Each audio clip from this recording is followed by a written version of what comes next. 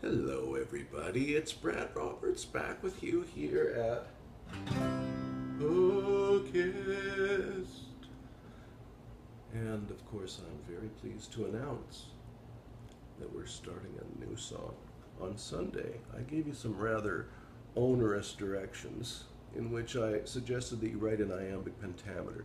Now I feel that this has become a handicap and it has resulted in some entries that sound a little more like they're trying to be in a particular meter and not like the ordinary flow of speech. And in fact, I've made some mention of this in the comments on the page. So I think those of you who need to know about this will hear about it online from me. But in the meantime, here in the video today, I want to first of all announce our winner. Now, our winner is, perhaps nauseatingly, Jerry Brace.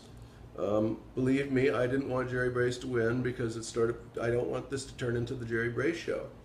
But one has to remember that if one receives an entry that is by far and away the best, no matter who submits it, one must post that entry.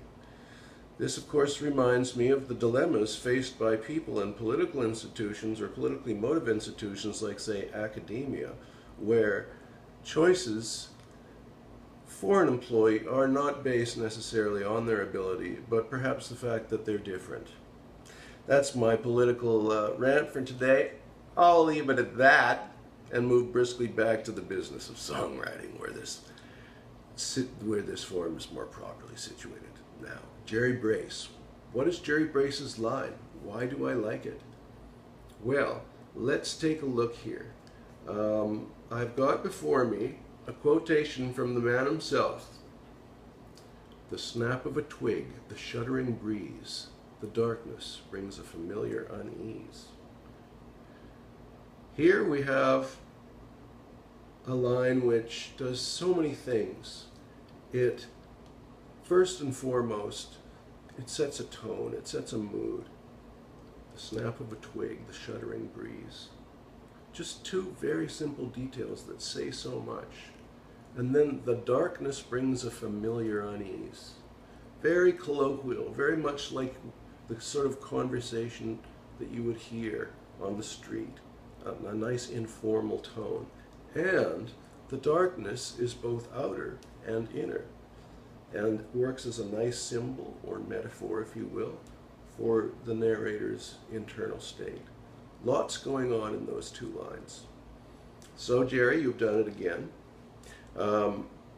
Tomorrow, and I must say that we are one day off course, but that's okay, because you guys are so tremendous that I'm quite sure you could deliver a song in half the time that I've set us. We won't have to do that, though. We're going to be just fine with starting up as though fresh, and on Wednesday, or for that matter tonight, Tuesday night, you may go ahead and write the next two lines, which will be, of course, a rhyming couplet, just as you've all been submitting. And I will choose once again which one that I believe follows most nicely, flowingly, and lovingly from the first two.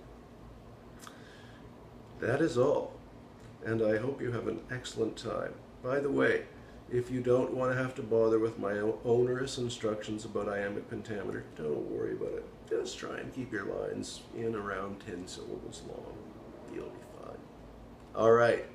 Happy trails.